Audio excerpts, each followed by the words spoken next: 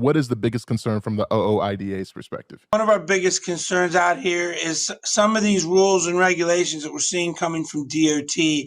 These are just, they're rules. This non-domicile CDL is an intern final rule. These things are only good as long as we have this administration or administrations who agree with this administration. If we get a new president, new administration, this stuff could all go back to the way it was. It could be changed to something else. So I feel for some of these steps that DOT has made, as far as the English language proficiency, as far as the non-domicile CDL, we need to codify those into law, which that's going to take Congress. Congress is going to have to make the rule. And there's some laws up there right now. Congressman Rouser, of course, has this bill that's going to codify the non-domicile CDL rule, which is a complete exact mirroring of the language that the Trump administration and Duffy put out.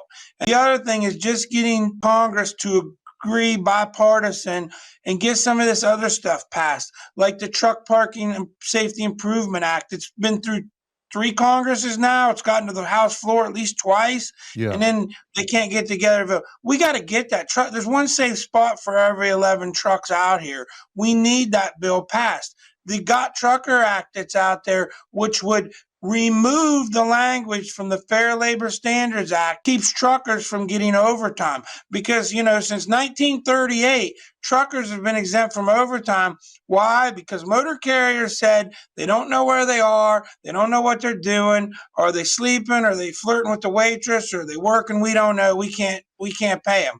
Well, you know what? As of 2017, thanks to the big motor carriers, we all got these ELDs, so they know where they are now. They know when they're trucking. They know when they're at the shipper. They know so there's no reason whatsoever we can't pay truckers over. Get that language out of there. Let's pay people for this industry. Let's get some meaningful training for truckers. 1,600 hours to be a barber here in the state of Missouri. But to be a trucker, as you know, if you find a fly-by-night trucking school, which DOT is going to start looking at them, you can be a trucker and have a CDL in a couple days.